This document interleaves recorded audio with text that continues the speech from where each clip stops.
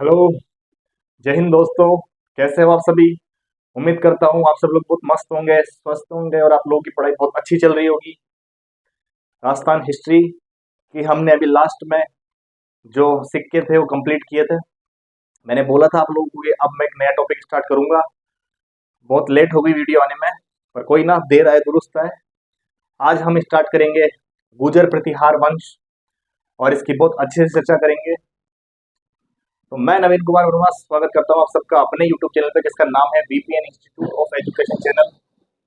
और दोस्तों, जो टॉपिक आज हम स्टार्ट करने वाले हैं, मैं कोशिश करूंगा ये जो टॉपिक है ये 3 से 4 घंटे में पूरा हो जाए।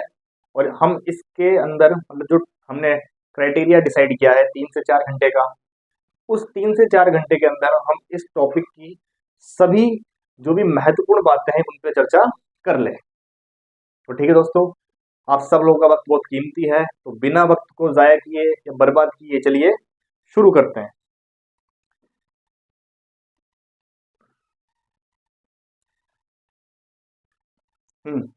ठीक है, चलिए। तो हेडिंग डाल लीजिए अपना, गुर्जर प्रतिहार वंश।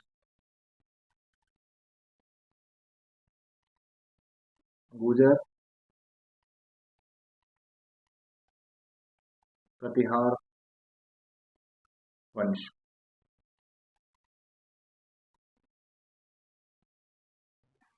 बिल्कुल आहिस्ता आहिस्ता समझेंगे, जल्दबाजी की कोई जरूरत नहीं है, हमें चीजें समझ में आनी चाहिए। ठीक है दोस्तों, सबसे पहली बात जिस पर हम चर्चा करते हैं वो ये है कि दोस्तों, गुर्जर प्रतिहार इसका मतलब क्या होता है। देखिए दोस्तों, इस दुनिया में कोई भी चीज है, हर चीज का एक ना एक मतलब होता है।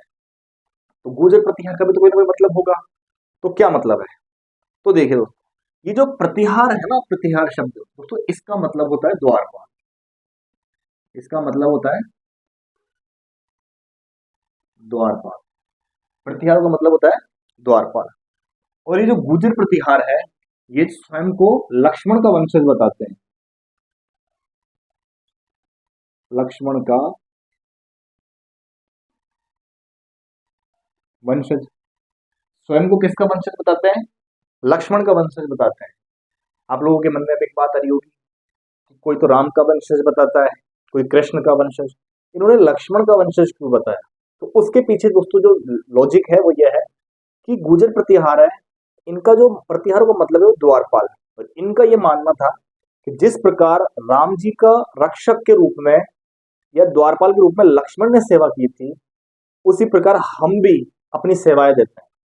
और इस कारण से हम लक्ष्मण के वंशज हुए हैं। ठीक है दोस्तों, जैसा हमें पता ही है कि राम जी जब वन में जाते हैं तो उनके साथ साथ लक्ष्मण भी जाते हैं एज अ गार्ड, रक्षक के रूप में। द्वारपाल के रूप में, द्वारपाल क्या होता है? द्वार पर जो द्वार पे रहता है, रक्षा करता है, उसी तरह से है। तो जो गुर्जर प्रतिहार है वो स्वयं को किसका वंशज बताते हैं? लक्ष्मण का वंशज बताते हैं। चलिए, अब बात करते हैं गुर्जर की। तो दोस्तों, गुर्जर क्या है इसकी भी हम चर्चा करते हैं। गुर्जर से क्या तात्पर्य है, इसके लिए मैं आपको लेके चलता हूँ अलमसूदी के पास में। गुर्जर प्रतिहार के अंदर एक राजा हुआ है जिसका नाम है महिपाल। और उस महिपाल के शासन काल के अंदर अलमसूदी नाम का जो यात्री था वो भारत की यात्रा करता है। और जब वो भारत की यात्रा करता है तो भारत के पश्चिमी क्षेत्र में आता है यात्रा करने के लिए। और जो पश्चिमी क्षेत्र है उसको वह नाम देके जाता है गुजरात्रा। क्या नाम देके जाता है वो? गुजरात्रा। आज का जो गुजरात और राजस्थान, राजस्थान का बाड़मेर, सांचौर, जालौर, इन सब की एक अगर हम बाउंड्री बनाए तो मिला जुला रूप था उस टाइम पे। उस सभी क्षेत्र को जो अलमसूदी है वो नाम देके जाता है गुजरात्रा। और वहां के जो लोग निवासी कर रहे थे, निवास कर रहे थे वहां पे जो लोग, उनको अलगुजर कह के जाता है, अलगुर्जा। क्या कह के जाता है? अलगुर्जा। तो यार लिख लीजिए आप, अलमसूदी। अलमसूदी है, ये क्या करता है जब आता है, 915 ईस्वी के अंदर आता है ये भारत में, और 918 ईस्वी तक भारत में रहता है ये। और ये क्या करता है, जो गुजरात का क्षेत्र था उसको गुजरात्रा कहा जाता है। कहा के कह के जाता है। और वहां पे जो निवास करते हैं उनको क्या बोल के आता है? अलगुर्जा।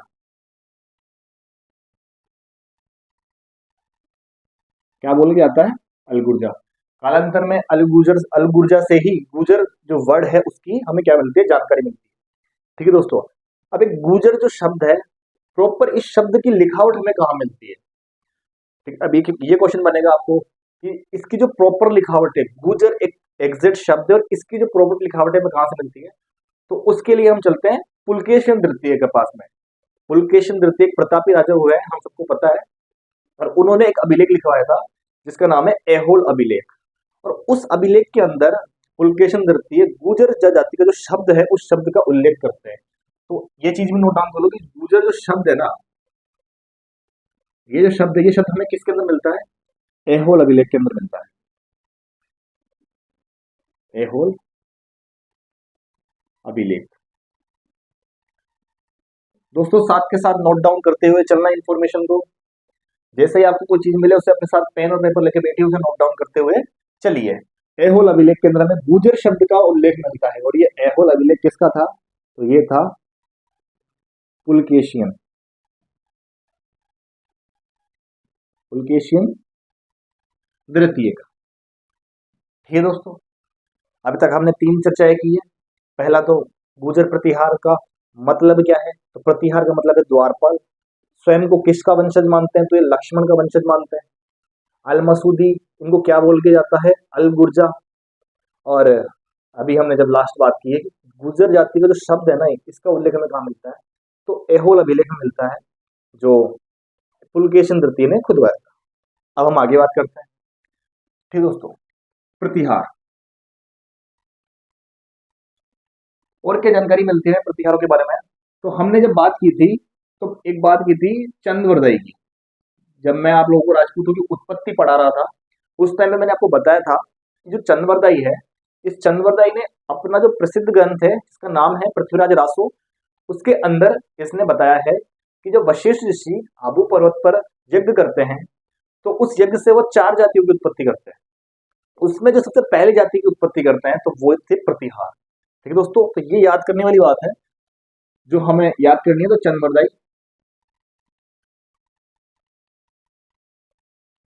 चंद्रवरदाई की कौन सी पुस्तक है? पृथ्वीराज रासो।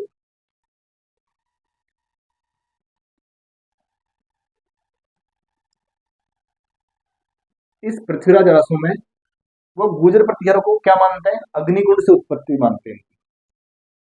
क्या बोलते हैं कि इनकी उत्पत्ति कहाँ से हुई है? अग्निकुंड से।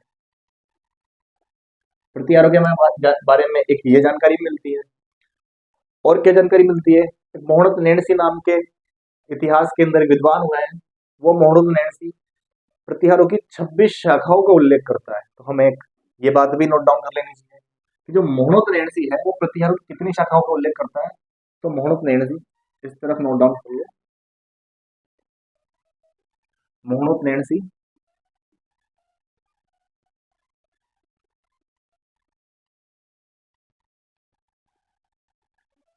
प्रतिहारों की कितनी शाखाओं का उल्लेख करता है? ये 26 शाखाओं का उल्लेख करता है।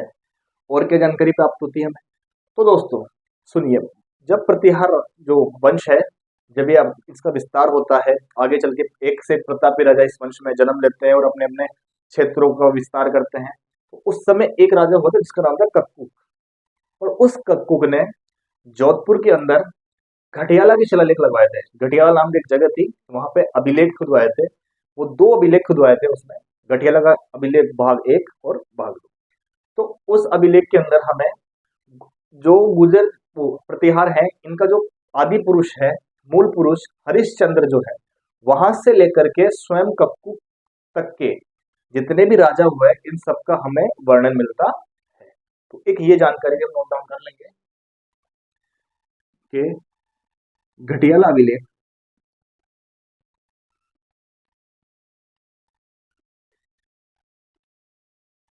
मैं जब बात कर रहा था, जब मैंने आप लोगों को अभिलेख पढ़ाए थे तब मैंने घटियाला के अभिलेख की चर्चा की थी। और ये जो अभिलेख है 861 ईस्वी का है, और इस अभिलेख की जिसने रचना करवाई है वो है खुद कक्कुक। कक्कुक, और ये जो कक्कुक है ये हरिश्चंद्र से लेकर, हरिश्चंद्र दोस्तों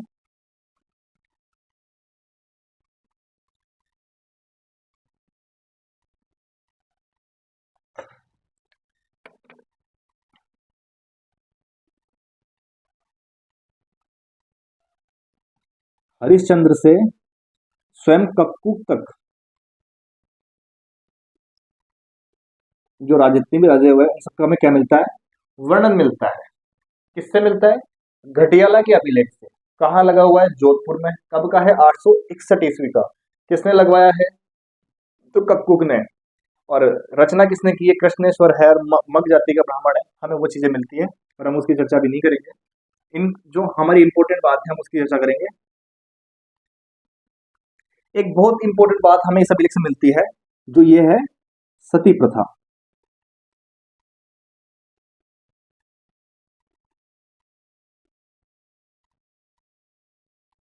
राजस्थान के अंदर सती प्रथा प्रचलित प्रचलन में थी, ये हम सब जानते हैं। प्राचीन काल के अंदर हम देखेंगे कि बहुत सारी जो महिलाएं थी वो सती हुआ करती थी। एक एक युद्ध हुए हैं, उन युद्ध में राजपूत केसरिया करते थे और उनकी जो महिलाएं थी, पत्नियां थी, वो जौहर किया करती थी। जौहर, अग्नि जौहर हुआ करता था। या फिर सती होना एक प्रकार की यह है कि जब पति की मृत्यु हो जाती है तो पत्नी भी उसकी चिता पे स्वयं को जलाकर मार देती है, तो उसे सती कहा जाता है। तो हम पढ़ेंगे कि राजस्थान में जितनी भी रियासतें थी सब में सती प्रथा का प्रचलन था। लेकिन सती प्रथा की जो सबसे पहले जानकारी मिलती है वो किससे मिलती है, तो दोस्तों उसका जवाब है घटियाला अभिलेख। ये बहुत इंपॉर्टेंट है, बहुत बार इसका क्वेश्चन बनता है कि सती प्रथा की सबसे पहले या सबसे प्राचीनतम जानकारी कौन सा अभिलेख हमें देता है, तो उसका नाम है घटियाला अभिलेख। कक्कुस के समय का है। जो सती प्रथा है, सती प्रथा, राणू का नाम का उस वक्त का राजा था, उसकी पत्नी थी संपल देवी या संपत देवी उसे कहा जाता है, वो सती हुई थी। तो इसकी जानकारी भी हमें इस अभिलेख में मिलती है। ठीक है दोस्तों, तो ये थी गुर्जर प्रतिहारों की जानकारी, सामान्य जानकारी। अब हम बात करेंगे गुर्जर प्रतिहारों की सबसे प्राचीन शाखा से लेकर के आधुनिक शाखा तक। ठीक है दोस्तों, गुर्जर प्रतिहार जो है इनकी अगर सबसे प्राचीन शाखा की हम बात करेंगे तो वो है मंडोर के प्रतिहार। मंडोर ही वो जगह है जहां से गुर्जर प्रतिहारों की उत्पत्ति हुई है, या मैं यूं कह लू मंडोर ही वो जगह है जहां से गुर्जर प्रतिहार बाहर निकले। उनका मूल स्थान कौन सा है, वो मंडोर है। तो हम चर्चा करेंगे मंडोर के प्रतिहारों की। मंडोर के प्रतिहारों के बाद में फिर कन्नौज के प्रतिहार, उज्जैन के प्रतिहार, भरूच के प्रतिहार और बहुत सारी इनकी शाखाएं हैं। तो चलिए हम शुरू करते हैं सबसे पहले इनकी शाखा की, जिसका नाम है मंडोर के प्रतिहार। ठीक है दोस्तों,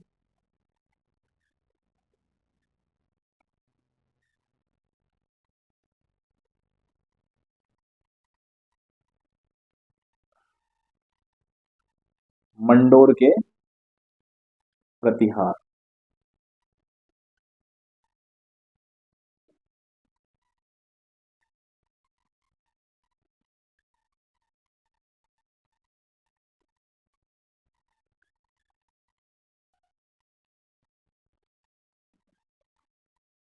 ठीक है दोस्तों, मंडोर के प्रतिहार।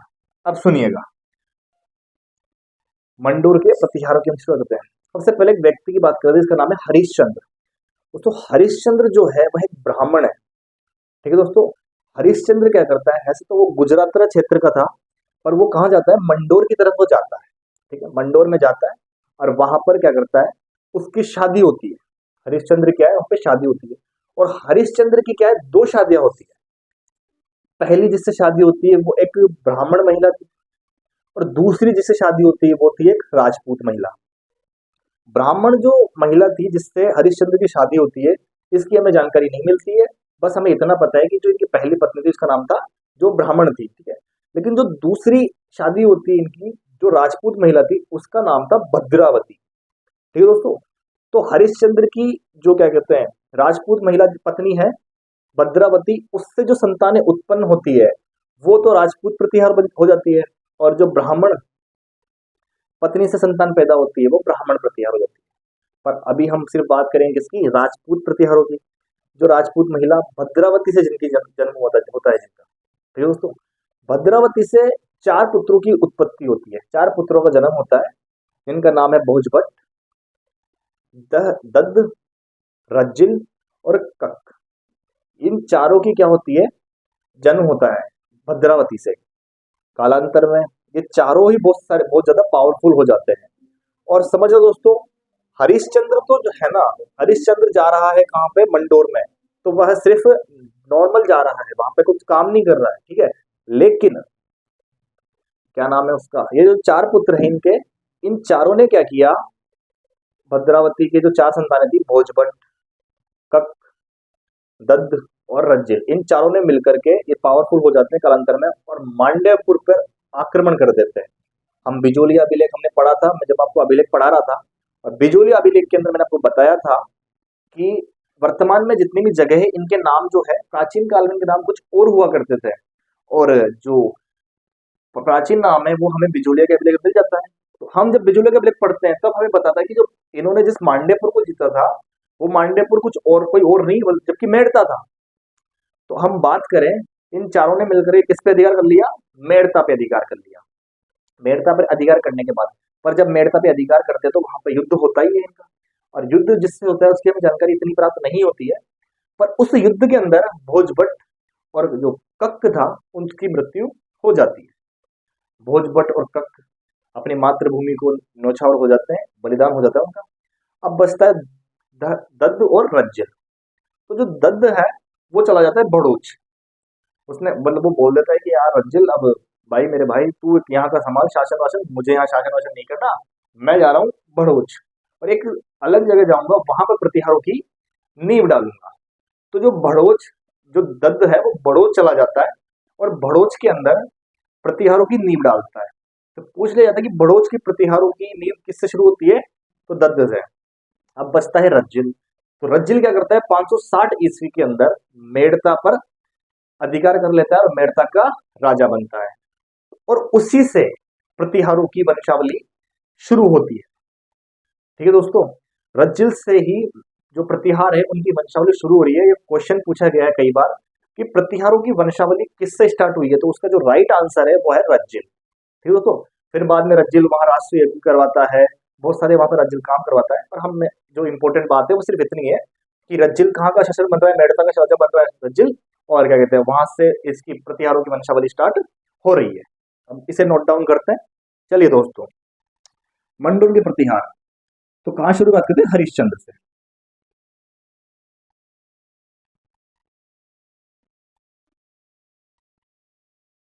हरिश्चंद्र, ठीक है दोस्तों, हरिश्चंद्र की होती है दो शादियां।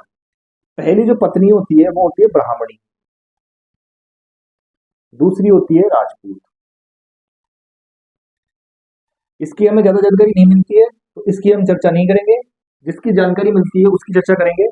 राजपूत जो महिला है उसका नाम है भद्रावती। भद्रावती नाम से भद्रा भी बोल देते हैं, आप देख लो अपने हिसाब से जो आपको लगे। भद्रावती, इस भद्रावती से दोस्तों चार पुत्रों की उत्पत्ति होती है, या फिर ये कह लें कि इसके चार बेटे होते हैं। पहले का नाम था भोजभट्ट, दूसरे का नाम था रज्जिल,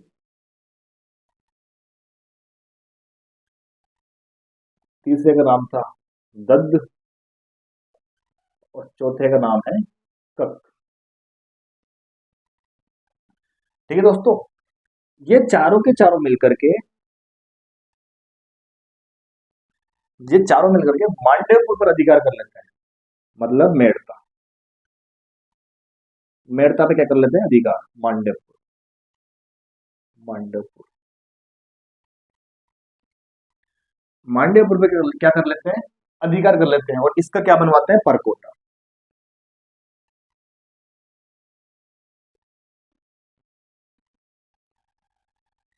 दोस्तों दह से नहीं जा रहे, दह नहीं कर रहा, रज्जिल। ठीक है, दह, जो दद्द है ये दद्द चला जाता है बड़ोच, और बड़ोच जाकर के वहां पे प्रतिहारों की नींव डाल देता है। प्रतिहारों की नई शाखा,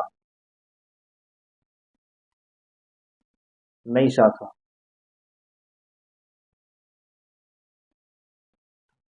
प्रतिहारों की नई शाखा की नींव डाल देता है दद्द। और जो मेड़ता है इस पे अधिक, इसका जो राजा बनता है वो कौन बनता है, रज्जिल। रज्जिल क्या बन रहा है, राजा बन रहा है।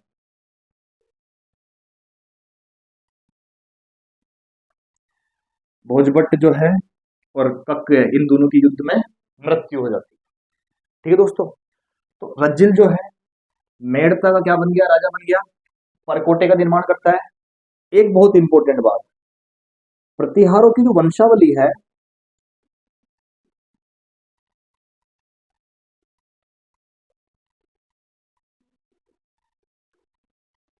वो किससे शुरू होती है, वो रज्जिल से ही स्टार्ट होती है। तो सबसे इंपॉर्टेंट बात हमारी ये थी और हमने इसकी चर्चा कर ली। अब बात करते हैं रज्जिल के बाद में अगला शासक कौन बनता है।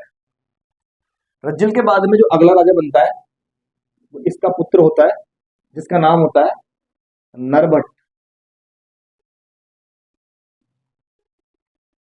नरभट्ट। रज्जिल के बाद में जो राजा बनता है वो होता है नरभट्ट, रज्जिल का ही पुत्र था। नरभट्ट क्या था, तो नरभट्ट जो था वो शांति प्रिय था।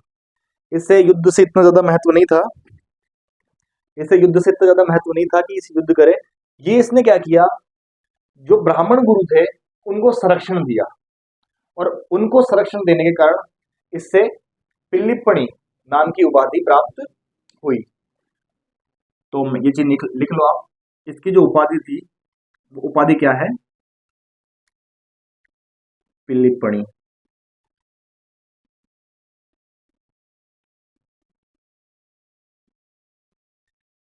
पिल्लिपणि क्या है, नरभट्ट की उपाधि है।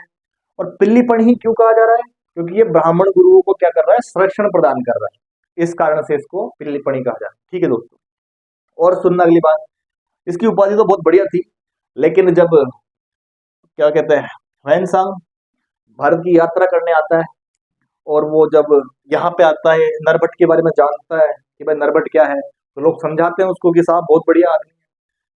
तो ह्वेनसांग पूछता है कि क्यों भाई, क्या करता है ऐसा, तो लोग बता देते हैं कि साहब ब्राह्मण गुरु को संरक्षण देता है, युद्ध वुद्ध नहीं करता, ज्यादा युद्ध नहीं इसको पसंद नहीं है, शांति प्रिय आदमी है। पिल्लीपणी नाम की उपाधि दी जाती है उसको।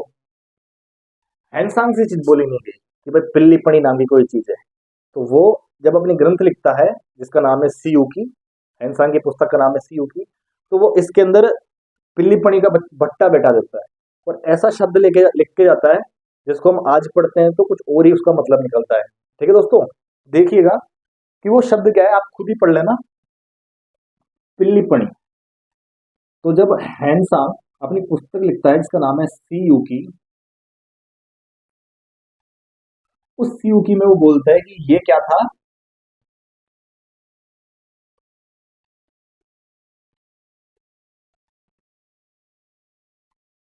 ठीक है दोस्तों, तो वो इसको ये नाम देके जाता है। हम लोगों को दिख रहा होगा, नहीं दिख रहा तो मैं एक बार आपको सही से लिख देता हूँ इसे रफ करके।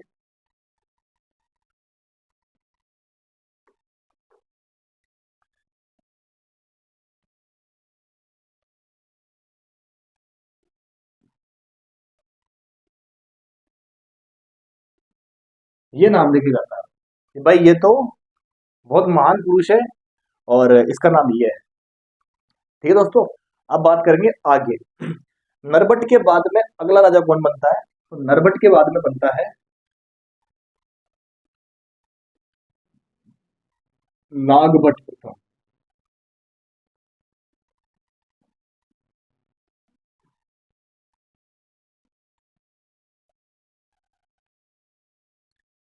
730 से 760। दोस्तों नागभट्ट जो प्रथम है ना, ये बहुत ज्यादा इंपॉर्टेंट किरदार निभाता है गुर्जर प्रतिहार वंश के विस्तार में। नागभट्ट जो प्रथम है इसका बहुत इंपॉर्टेंट रोल है गुर्जर प्रतिहार वंश के विस्तार में, उसकी भूमिका में। नागभट्ट प्रथम, मुझे लगता है कि नागभट्ट प्रथम का इतना ज्यादा विस्तार है कि एहोल अभिलेख जिसकी हमने चर्चा की थी पुलकेशिन तृतीय का, ये एहोल अभिलेख नागभट्ट प्रथम को गुर्जर प्रतिहारों का वास्तविक संस्थापक मानता है। समझना दोस्तों, एक तो होता है मूल पुरुष हरिश्चंद्र, मैंने यहाँ लिखा नहीं, शायद मैं भूल गया लिखना, आप इसे नोट डाउन कर लो। हरिश्चंद्र को प्रतिहारों का आदि पुरुष, मूल पुरुष, संस्थापक,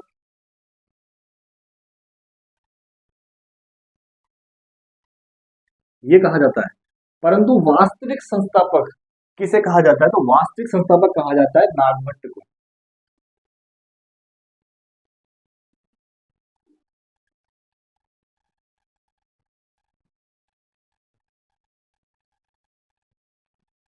ठीक है दोस्तों, याद रह जाएगा।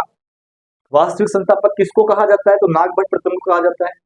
क्वेश्चन ये बन जाता है कि किसमें कहा गया है? तो ऐहोल अभिलेख, ऐहोल अभिलेख है किसका है? पुलकेशिन तृतीय का है। उसके अंदर नागभट्ट प्रथम को क्या कहा गया? वास्तविक संस्थापक कहा गया है। अब दोस्तों समझने वाली बात है कि वास्तविक संस्थापक नागभट्ट प्रथम को कहा जा रहा है, तो इसका कार्यकाल है, इसका जो शासन काल है वो बहुत ज्यादा इंपॉर्टेंट होगा और बहुत ज्यादा इंपॉर्टेंट ही है। इसी नागभट्ट से जो कन्नौज के प्रतिहार है, उज्जैन के प्रतिहार है, भीनमाल के प्रतिहार, इसकी शाखाएं निकलती है इसी नागभट्ट से। तो इस नागभट्ट की हम चर्चा करेंगे। तो देखिएगा दोस्तों, सबसे पहले जो हम चर्चा करते हैं और वो ये है कि जब नागभट्ट प्रथम राजा बन गया, 730 के अंदर ये राजा बनता है, और उस वक्त क्या कहते हैं, जो ना वो ये इस वक्त ये मेड़ता में ही है। तो नागभट्ट को लगता है कि हमें विस्तार करना चाहिए। नागभट्ट एक महत्वाकांक्षी राजा था, और ये क्या करता है, तो गुर्जर प्रतिहार इसका विस्तार करता है। तो सबसे पहला जो एक आक्रमण करता है वो करता है भीनमाल पे। भीनमाल जो है उस पे उस वक्त चावड़ों का अधिकार था।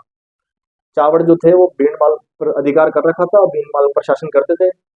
नागभट्ट क्या करता है, सबसे पहले तो भीनमाल पर आक्रमण करता है। आक्रमण करते ही वहां पे जितने भी चावड़ होते हैं सबको बोलता है कि चलो निकलो यहाँ से, अब तुम्हारी वैलिडिटी हो गई पूरी, अब यहाँ पे मैं राज करूंगा।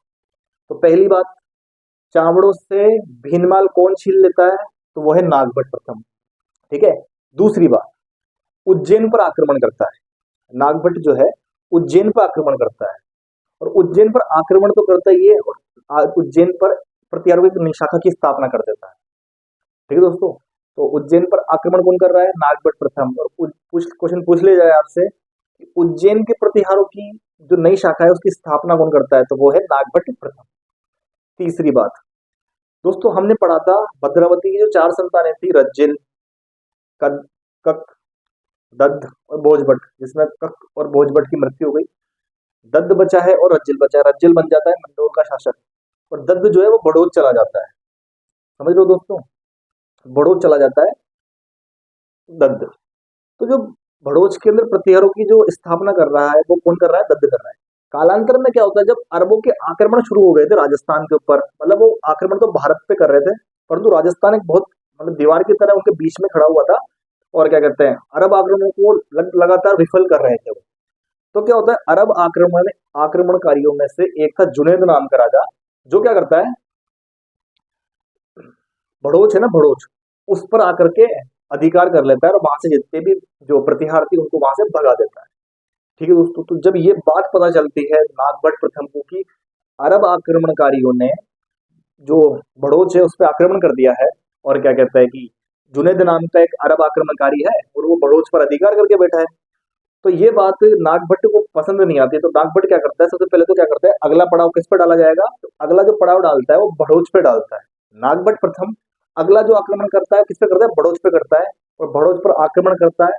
आक्रमण ही नहीं करता, वहां से जुनैद को उखाड़ फेंकता है, और वहां पर जो प्रतिहार वंश का ही शासक था भरतवर्ष, उसको क्या करता है, वहां का शासक नियुक्त कर देता है और स्वयं वापस आ जाता है।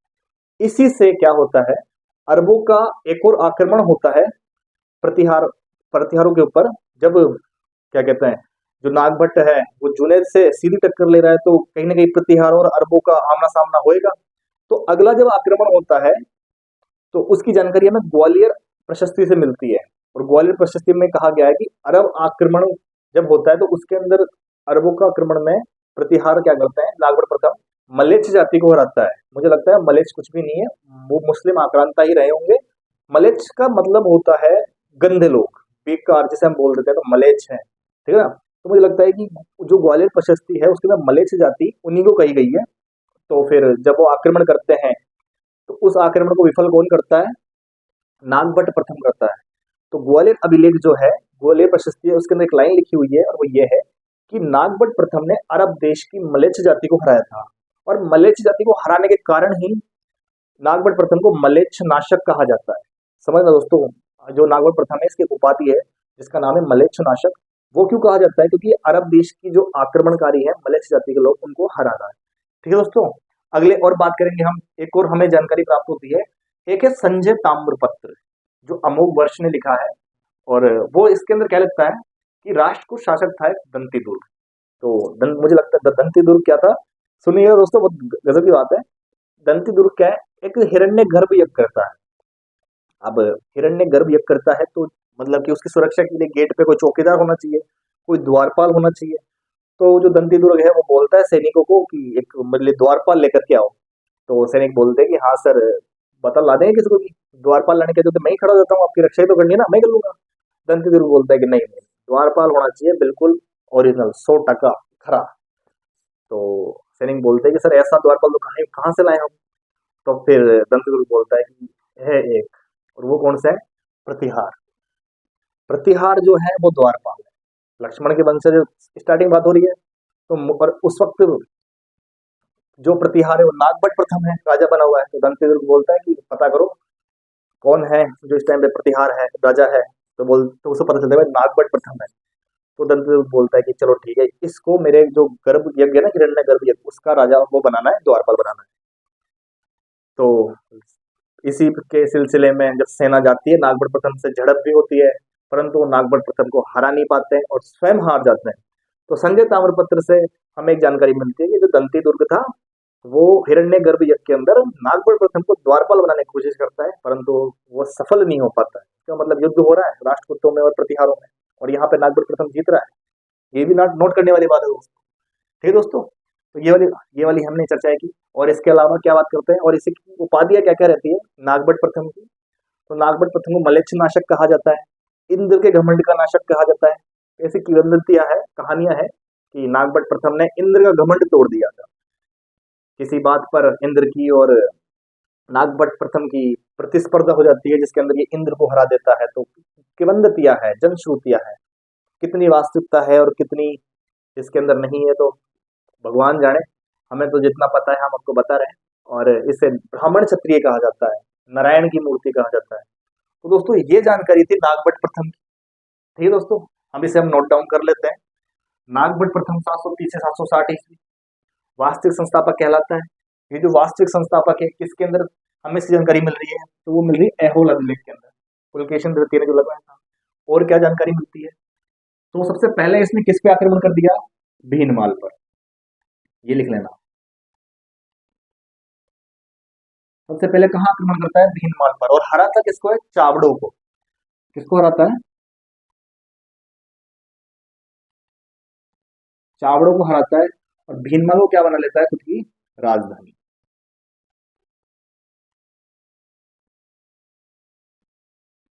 भीनमाल को क्या बना लेता है? राजधानी। अगला जो आक्रमण करता है वो किस पे करता है? उज्जैन के ऊपर करता है। और उज्जैन के अंदर प्रतिहारों की एक नई शाखा, उसकी नींव डालता है।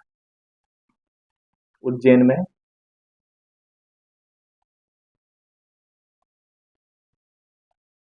प्रतिहारों की नई शाखा,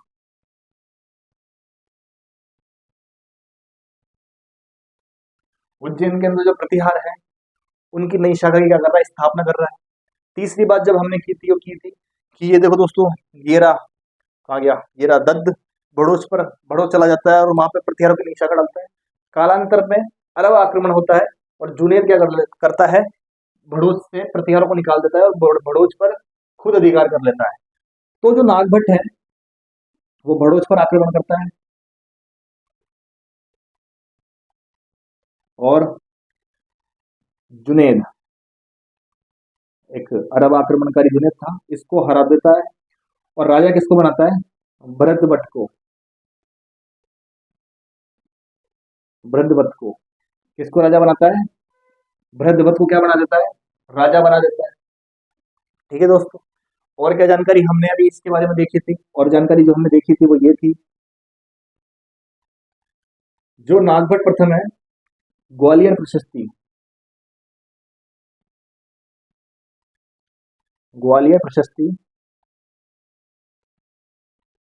इस ग्वालियर प्रशस्ति से हमें पता चलता है कि जब आक्रमणकारी जुनैद को हरा देता है तो अरबों का आक्रमण होता है, जिनको नागभट्ट प्रथम हराता है।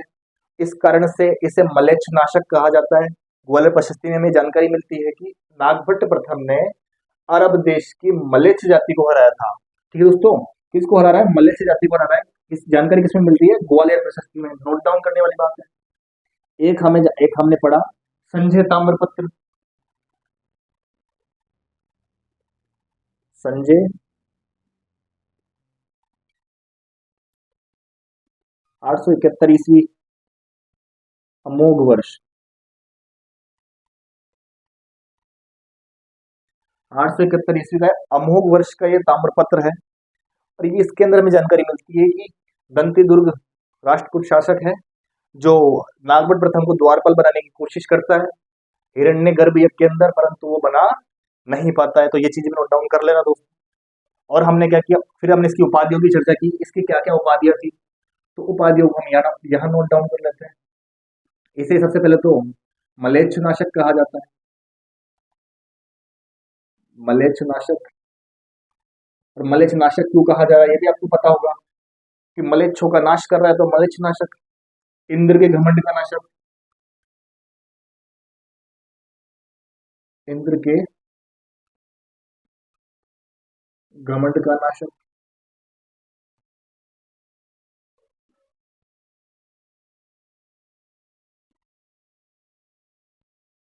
और क्या क्या, और किसको क्या कहा जाता है, क्षत्रिय ब्राह्मण या ब्राह्मण क्षत्रिय,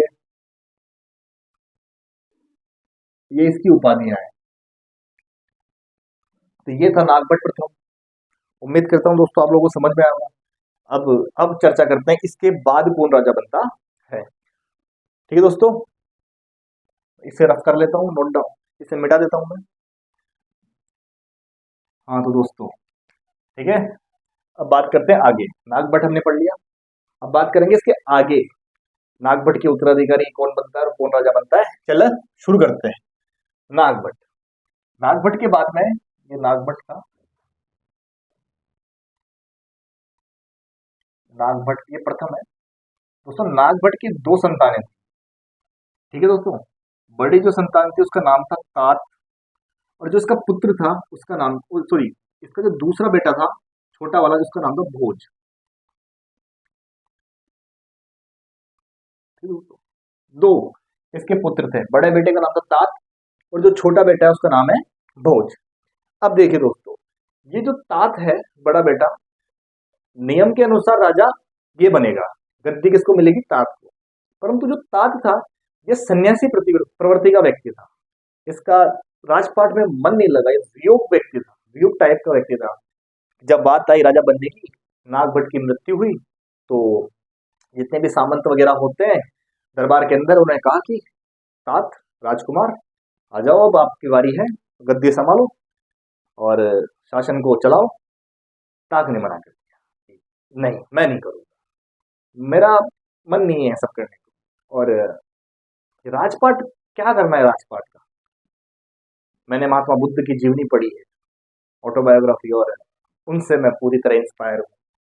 वो भी राजकुमार थे, मैं भी राजकुमार हूँ, उनकी भी शादी हुई थी, मेरी भी शादी हो गई, शादी के बाद उनका भी मन नहीं लगा और मेरा भी नहीं लगा, मैं क्या करूंगा यहाँ रह करके, मैं संन्यास ग्रहण करूंगा। सामंत सबके सब टेंशन में आ गए, राजकुमार कैसी बातें कर रहे हो कि आप अगर संन्यास ले लोगे तो गद्दी कौन संभालेगा। तात ने इशारा किया कि ये भोज पास खड़ा था, भोज देखता है कि मैं, नहीं नहीं नहीं, प्रतात ने कहा कि नहीं नहीं, भोज आप ही का राजा बनेगा। और तात भोज को गद्दी संभाल करके खुद चला जाता है। तो दोस्तों यहाँ पे तात राजा नहीं बन रहा, राजा बन रहा है भोज। ठीक है दोस्तों, लेकिन जब तात की जो संतान है, यशोवर्धन उसका नाम होता है, तात का जो पुत्र है इसका नाम होता है यशोवर्धन।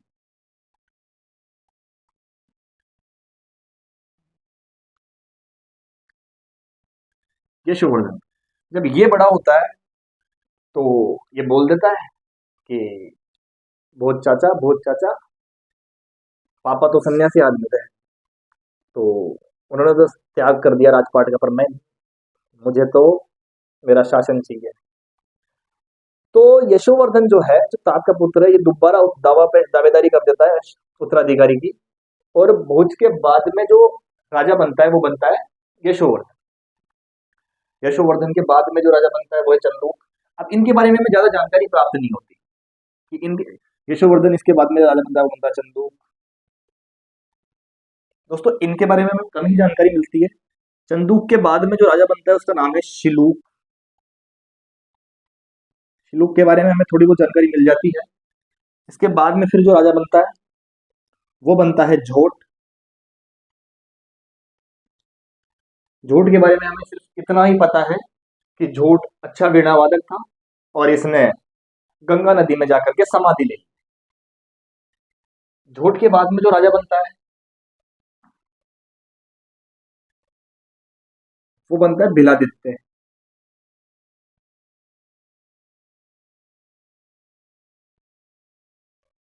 भिलादित्य राजा बनता है। इसके बारे में भी हमें ज्यादा जानकारी प्राप्त नहीं होती है, परंतु इसका जो पुत्र है उसका नाम है कक। उसके बारे में हमें बहुत सारी जानकारियां मिलती है, तो हम उसकी चर्चा करेंगे। भिलादित्य के बाद में जो राजा बनता है वो बनता है कक।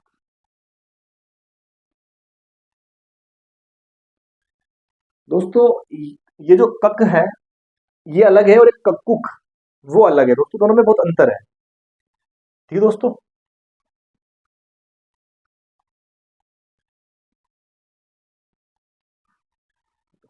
भिलादित्य के बाद में जो राजा बनता है वो बनता है कक।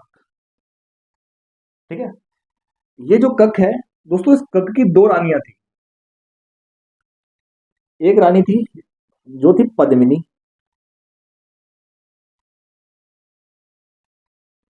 ये थी भाटी राजकुमारी, भाटी वंश की राजकुमारी थी।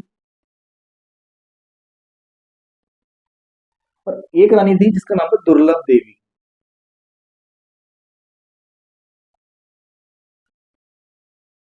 इसके राजवंश का हमें दोस्तों ज्ञान नहीं है। हमें इसका उल्लेख भी नहीं मिलता है कि दुर्लभ देवी किस राजवंश से संबंधित थी। पद्मिनी जो थी भाटी वंश से संबंधित थी, इसकी हमें जानकारी मिलती है। पद्मिनी से जिस संतान की उत्पत्ति होती है उसका नाम है बाउक।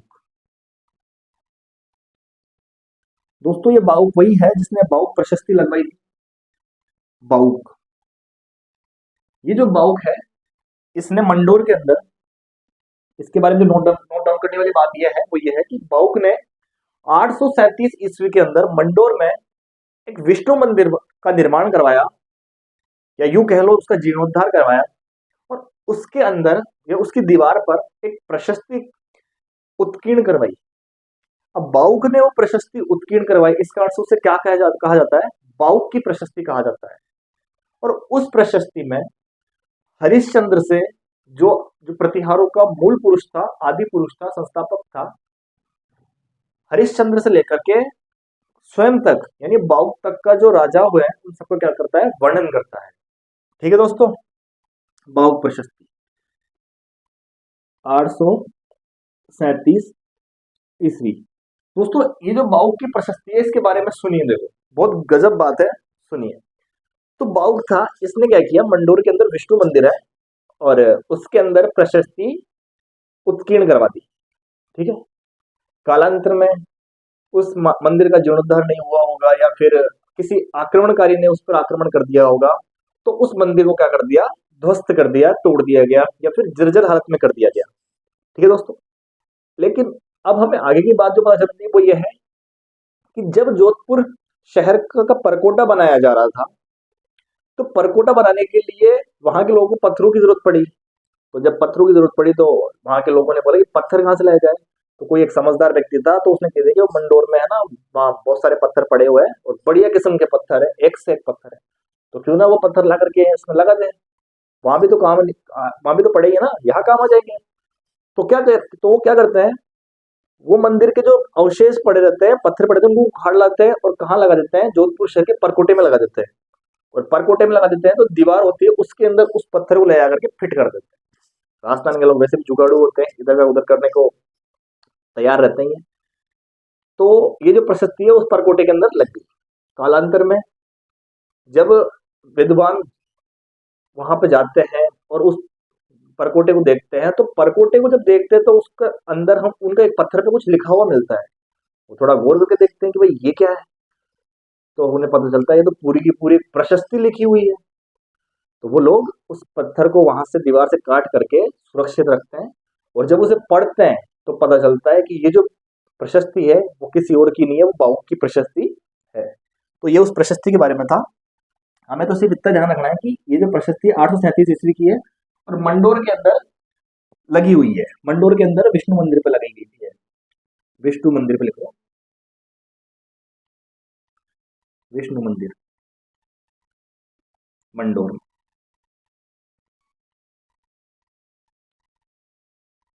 और इस प्रशस्ति के अंदर हमें क्या मिलता है? इस प्रशस्ति के अंदर हमें हरिश्चंद्र से लेकर के बाउक तक के जितने भी राजा हुए उनकी जानकारी प्राप्त होती है। तो प्रतिहारों की जानकारी।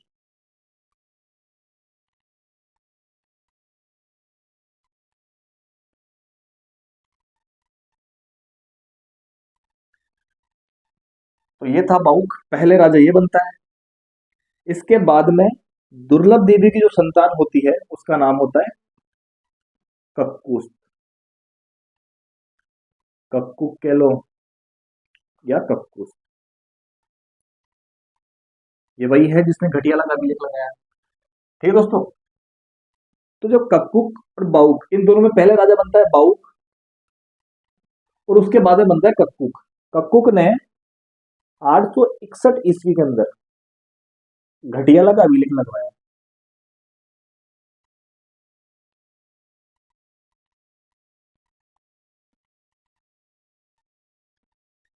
कौन सा अभिलेख लगवाया?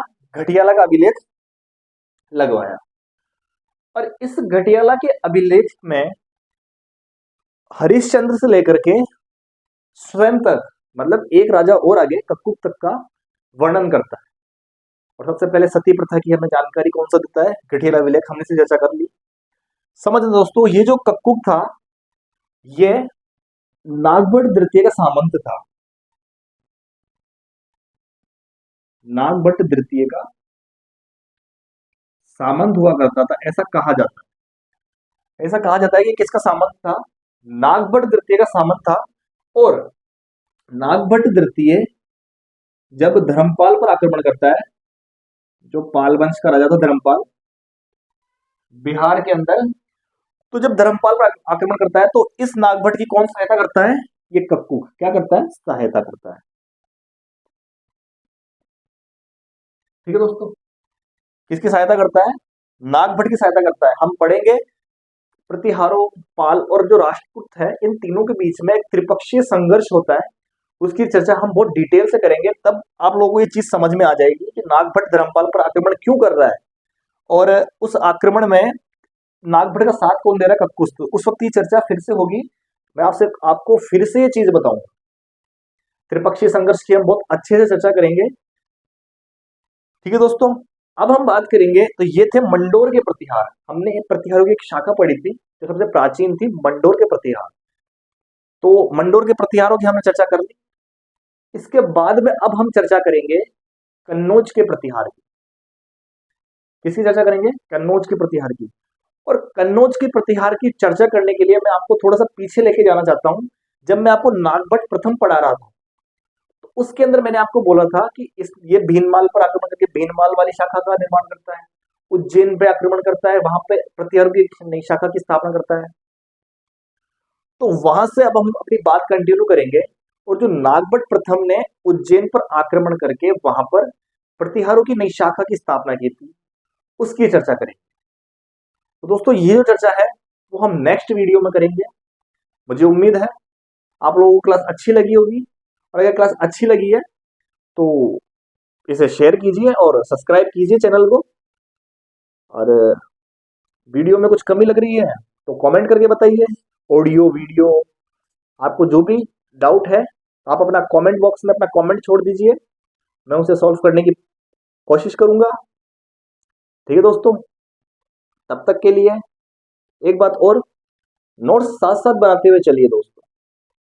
क्या होता है, हम सोचते हैं कि पीडीएफ मिल जाएगी, पर दोस्तों वो पीडीएफ माइंड में ज्यादा दिन तक स्थायी नहीं रहती। हाथ से बने हुए नोट्स सबसे फायदेमंद होते हैं, तो इसलिए नोट्स तुरंत बनाते हुए चलिए। चलिए बात करेंगे नेक्स्ट वीडियो में। तब तक के लिए जय हिंद, जय भारत।